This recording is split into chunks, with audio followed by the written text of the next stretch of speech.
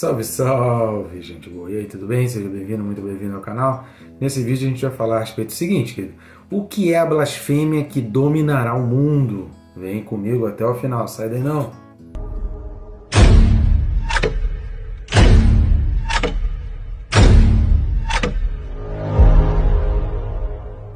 Mas antes, não deixei de se inscrever, né, querido? Não é possível, não é possível. Tá assistindo o vídeo e não tá inscrito? Clica aí no botão, é rápido e fácil, que não vai tomar o teu tempo de interromper o vídeo. E aproveita e clica no sininho. Clicando no sininho e marcando a opção todas, você é notificado a cada vídeo novo que é postado aí no canal. Vem muita coisa boa, tem sido fortalecimento para a fé de muita gente, que muita gente já está sendo abençoado através dos vídeos desse canal e dessa playlist que a gente tem deixado aí para o teu estudo, para o teu aprimoramento. Então, quer fortalecer a tua fé, aumentar a tua fé, quer crescer na graça e no conhecimento da palavra de Deus e quer passar isso adiante, querido? Então curta, comente, compartilha, curtindo e comentando. O próprio YouTube já faz isso de uma maneira orgânica e compartilhando. Você consegue chegar a pessoas que nem eu nem o YouTube conseguiríamos chegar. Posso contar contigo nessa missão, querido? A gente tem feito aqui com tanto esforço, tanto zelo para deixar o material para abençoar a tua vida, sem remuneração, sem ajuda de nenhuma instituição, totalmente gratuito aí à tua disposição para aprender mais da palavra. Então eu conto contigo nessa missão aí que Jesus disse para ir pelo mundo pregar o Evangelho e a gente pode alcançar mais pessoas de uma maneira muito mais rápida se a gente trabalhar junto. Junto sempre se vai mais longe. Então, vamos lá, o texto desse vídeo, Apocalipse capítulo 17, o versículo é o 3. Apocalipse 17, versículo 3, diz assim: Transportou-me o anjo em espírito a um deserto e vi uma mulher montada numa besta escarlate, besta repleta de nomes de blasfêmia, com 7 cabeças e 10 chifres. Então aqui a gente está chegando num ponto aqui muito importante sobre essa questão em espírito. Eu recomendo a você assistir o vídeo correspondente a Apocalipse 1:10. Então corre lá, está aí no canal disponível o vídeo correspondente a Apocalipse 1:10 para você entender melhor essa questão do em espírito. Esse é um versículo que está dentro desse contexto do Apocalipse 17, que está revelando a grande Babilônia, está revelando quem é, as características dela. Então a gente tem detalhado aqui como funciona essa grande Babilônia, a grande meretriz, e como que isso já está agindo na Terra nos dias de hoje. Se você não assistiu, assista o vídeo anterior e nesse vídeo aqui também você vai perceber como as coisas, o mundo ao nosso redor, se você é uma pessoa antenada, ligada aí às coisas ao seu redor, obviamente com fontes fidedignas, né, querido? Cuidado com as fontes que você tem procurado para as suas notícias, cuidado. Então fica aqui o alerta, o cuidado, busca direito as fontes, procura saber a verdade das coisas, não engole qualquer coisa, você pode estar engolindo veneno achando que é remédio, tá? Então muito cuidado com as fontes das suas informações, porque são essas informações que vão formar a tua ideologia, são essas ideologias que vão formar o teu conjunto de crenças, e são esses conjuntos de crenças que vão formar a tua fé. Então um conjunto de crenças erradas, convicções erradas, conduzem a uma fé errada e conduzem a um destino completamente diferente daquilo que Deus planejou. Então muito cuidado na hora de formar as tuas convicções. Nesse vídeo nós vamos destacar 3 pontos tremendamente importantes desse versículo. Lembrando que essa questão do em espírito, eu peço para você assistir o vídeo correspondente a Apocalipse 1:10. E aí diz aqui, transportou-me em espírito a um deserto, né? Ou ao deserto, que no grego também é a mesma coisa. Vamos dar uma lida lá em Apocalipse 12, porque muitas pessoas têm, pelo fato exatamente de estar falando aqui do deserto, têm traçado uma ligação entre essa mulher aqui com aquela mulher lá do Apocalipse 12, num sentido de que aquela mulher no Apocalipse 12, ela foi ao deserto e por alguma maneira, assim como lá Balaão também, Jezabel, que foram pervertendo o povo de Israel, não através de maldições, não através de coisas diretas, de palavras proferidas diretamente, mas sorrateiramente através da promiscuidade, através da lascívia. Então, tanto Balaão lá no deserto ocorreu isso com o povo de Israel ali, que conseguiu perverter uma boa parte, conforme você não assistiu, assista aí as cartas, as 7 igrejas aí do Apocalipse, que a gente já tem vídeos disponíveis para cada uma das cartas das 7 igrejas. Então, cada uma das 7 cartas tem um vídeo correspondente. Se você não assistiu, assista, que a gente fala um pouco mais sobre isso. Então, em função disso, desse modus operandi tanto de Balaão quanto de Jezabel, algumas pessoas têm ligado aquela mulher do capítulo 17 a essa mulher aqui do capítulo 12, principalmente pelo fato de estar no deserto. Mas vamos dar uma olhadinha nos versículos 6 e 14 de Apocalipse 12. O versículo 6 vai dizer assim, olha, a mulher, porém, fugiu para o deserto, onde lhe havia Deus preparado lugar para que nele a sustentem durante 1260 dias, ou seja, 42 meses. Agora vamos para o versículo 14. O versículo 14 diz assim, e foram dadas à mulher as 2 asas da grande águia, para que voasse até ao deserto, ao seu lugar, aí onde é sustentada durante um tempo, tempos e metade de um tempo, fora da vista da serpente. Então, olhando para esses 2 versículos, a gente já percebe uma grande diferença em relação àquela mulher lá do capítulo 17. Primeiro que Deus faz questão de mencionar em todos os 2 versículos a questão de um tempo, 2 tempos e metade de um tempo, ou 1260 dias, ou 42 meses, que é a mesma coisa, está falando de uma mesma contagem de tempo. A Bíblia só usa de expressões diferentes, mas a contagem é a mesma, o período é o mesmo, e está se referindo à mesma época, que é aquela época lá dos 3 anos e meio, onde o povo de Israel vai estar sendo enganado na sua expectativa por um Messias, que vão acreditar na besta fajuta e na imitação fajuta, como a gente falou aí no vídeo anterior. Só que aqui Deus faz questão de mencionar que essa mulher estava no deserto e ele faz questão de repetir onde fora sustentada durante um tempo, 2 tempos, metade de um tempo, ou 1260 dias, ou 42 meses, que há sempre essa expressão. E outra coisa que chama a atenção também aqui de diferente é que fala exatamente essa questão no versículo 14, fora da vista da serpente, ou seja, Deus, se fosse dar um indicativo que essa mulher se perverteria, que essa mulher fosse se convencer de alguma coisa, Deus daria um sinal aqui, Deus estaria dando, ela não estaria fora da vista da serpente.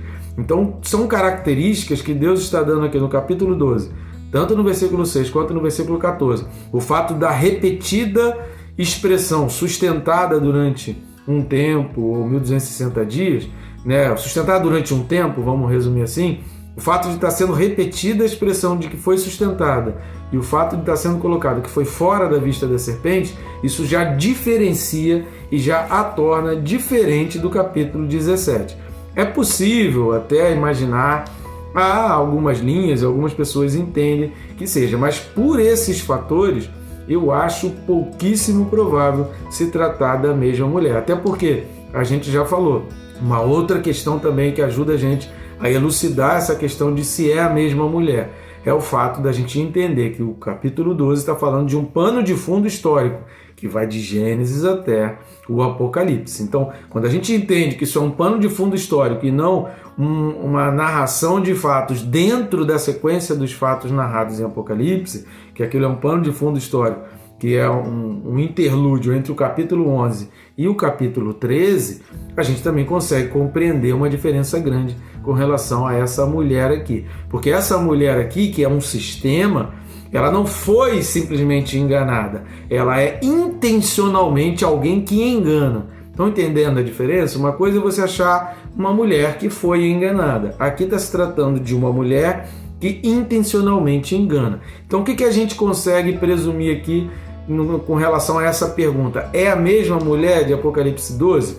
Eu entendo que não é a mesma mulher e que essa daqui é na realidade uma imitação fajuta e de que na realidade a besta ela vai tentar imitar em todas as maneiras. Lembra no vídeo passado que a gente falou de Mateus 24, 24? Se você não assistiu o vídeo, assista. Se você não leu esse texto, leia.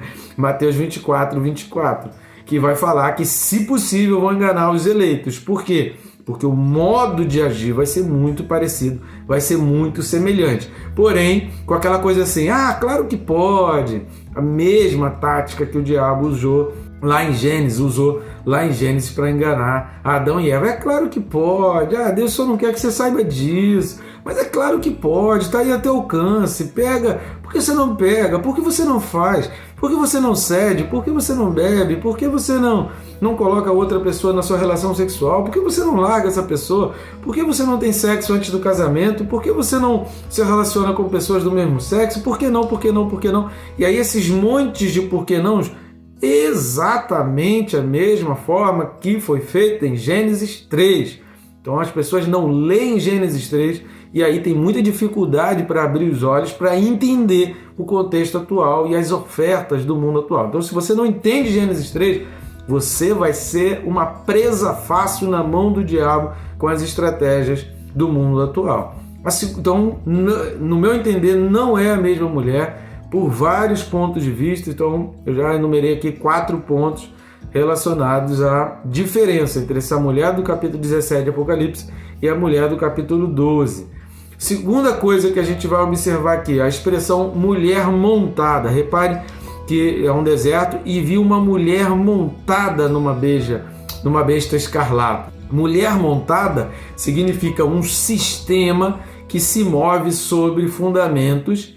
E quem dita esses fundamentos? Quem enumera esses fundamentos? Quem dá as regras do jogo? Quem dá as cartas? Quem põe as cartas na mesa? Quem é o dono da bola desse jogo aqui? Está dizendo já aí, a besta escarlata. Então essa besta revestida de sangue, essa besta que é manchada de sangue, de quem são esses sangues? A gente vai falar nos próximos vídeos, são vários vídeos para frente, que são os sangues dos santos. Então, essa mulher montada nessa besta significa um sistema ideológico, um sistema de pensamento, um modus operandi, um modo de agir, um modo de convencimento, de persuasão das pessoas ditados pela besta. Quem move essa mulher para agir em determinados lugares, para agir lá, agir aqui, para intencionalmente agir sobre pessoas é a besta. Quem dita as cartas é a besta. Quem é o dono da bola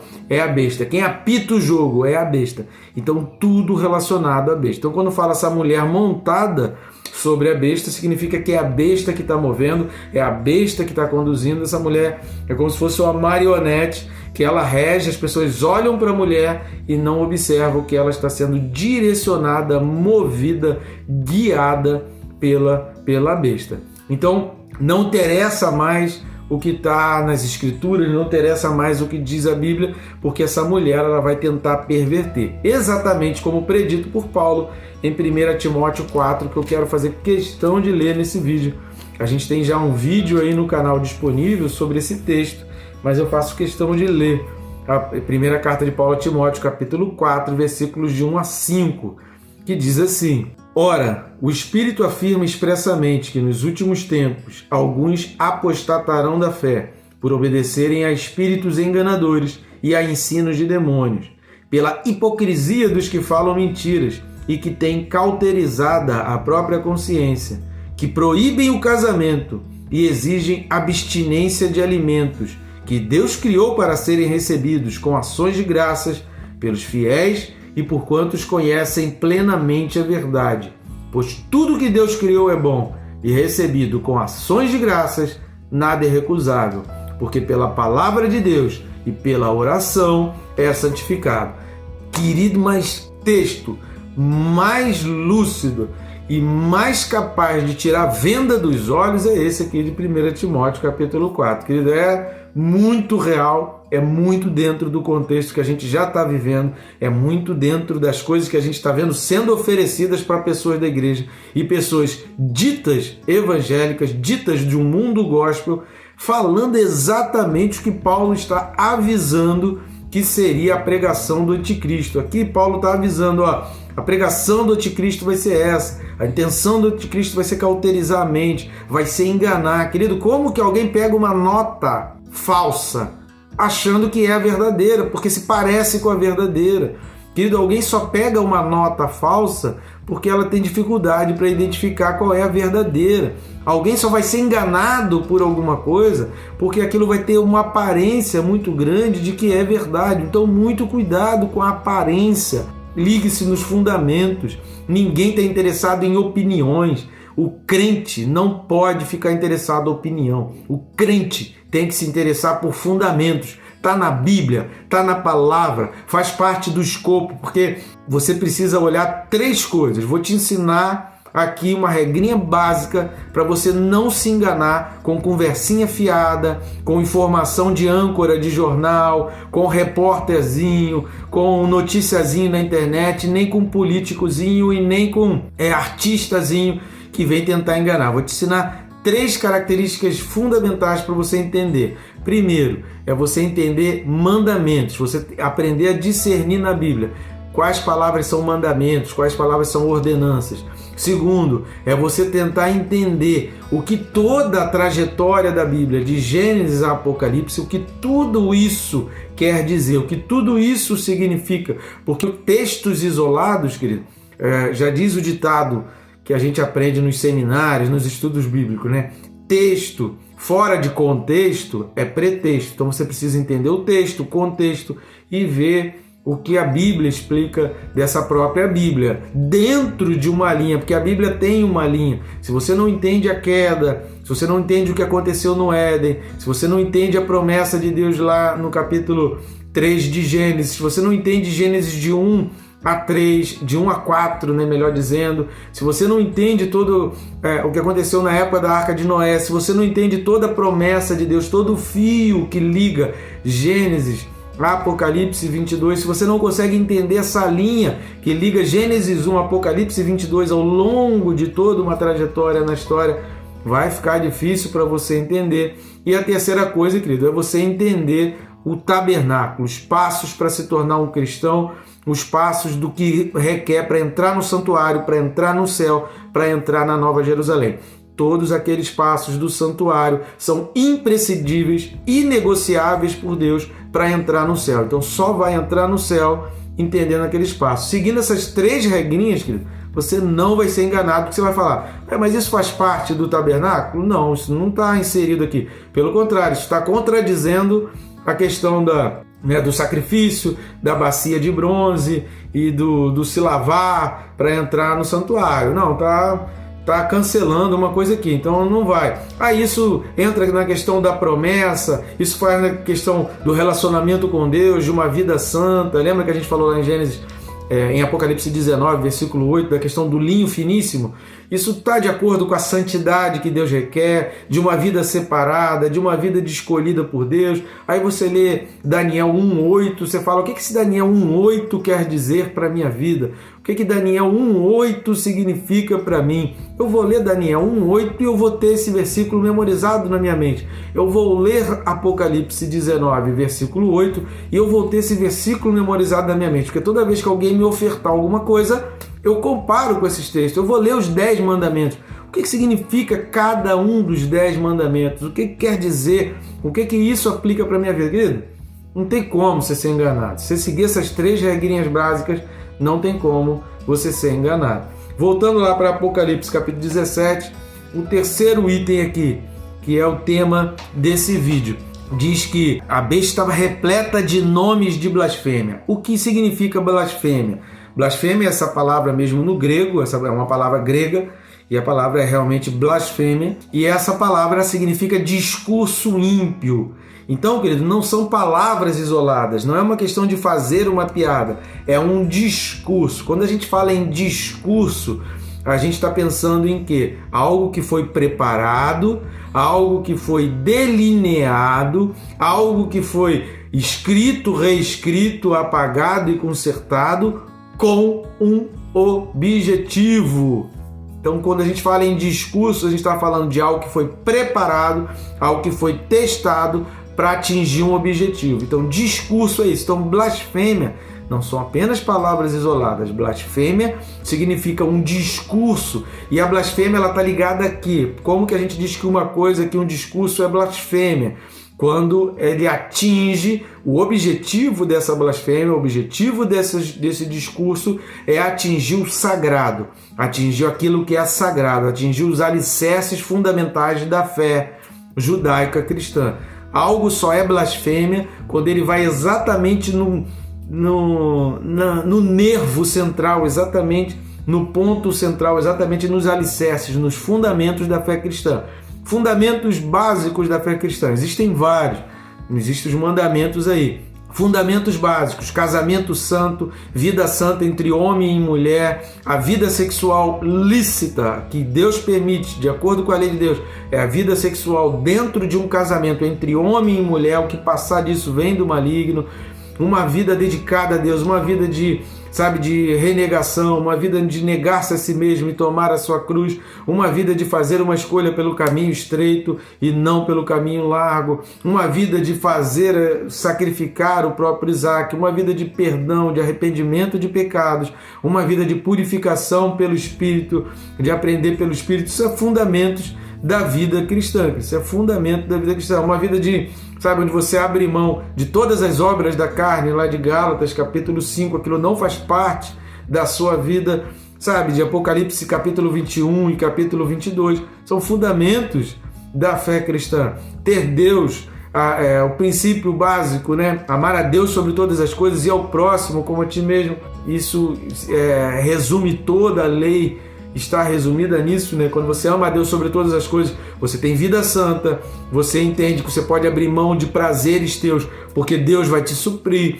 você entende que você pode dar um passo de fé, porque Deus vai te sustentar, Deus vai te guiar, você entende que o teu dia hoje está ruim, mas amanhã vai ser melhor, porque Deus é o teu pastor e nada te faltará. Então amar a Deus sobre todas as coisas significa as minhas vontades, os meus desejos, os meus sonhos precisam estar submetidos às vontades, aos desejos, aos sonhos de Deus. Eu recebo dele primeiro e depois eu cumpro em direção a desejos, sonhos e vontades que Deus quer para mim, não o que eu pensei. E amar ao próximo como a mim mesmo. Se eu tenho a ligação em Deus, se eu tenho uma dependência de Deus, lembra que a gente falou aqui, quando Deus derrama a sua ira sobre o trono do diabo, aquilo começa a resvalar na humanidade dessa época aqui. Tem que ser a nossa vida assim em Deus. Tudo que vem do trono de Deus, tudo que desce do rio de Deus, tem que ser suficiente para a minha vida, e eu sou um canal, eu sou um rio que levo tudo que eu recebi de Deus para outras pessoas. Isso significa amar a Deus sobre todas as coisas e ao próximo como a mim mesmo, porque eu me entendo como um rio que vai fazer esse fluir, vai fazer essa ligação. A pessoa através de mim chega a Deus, a pessoa através de mim conhece Deus, a pessoa através de mim entende Deus. Querido, a Bíblia se resume em isso: amar a Deus sobre todas as coisas e ao próximo como a ti mesmo. Entendeu isso, querido? Você não vai ser enganado, porque esse sistema já está valendo, esse sistema já está em voga, esse sistema já está sendo implementado, e a única coisa que ainda detém para que esse sistema não tenha um alcance maior e não atinja mais e mais pessoas, e não seja a ideologia fundamental e básica para toda a humanidade, é a igreja. Mas um dia a igreja não estará mais aqui, o Espírito Santo não estará mais aqui, e não haverá mais nada que impeça essa ideologia de se sustentar e de acontecer. Então aproveita enquanto o Espírito Santo está aqui, querido. Aproveita enquanto a igreja está aqui, que vai chegar o dia que não estará mais. Cuidado com esse sistema, essa blasfêmia que vai mudar o mundo, que vai transformar o mundo para pior e vai dominar. Por mais que o que a gente está tentando fazer, querido, é tirar pessoas desse engano, porque vai chegar uma hora que o mundo todo estará sendo dominado por essa blasfêmia, por esse discurso ideológico, por esse modo de pensar, por esse tipo de pensamento e essa linha de pensamento. Mas eu e você estaremos já na glória. Quando chegar aqui esse dia, nós já não estaremos mais aqui. E que Deus continue a te abençoar, querido, rica e abundantemente.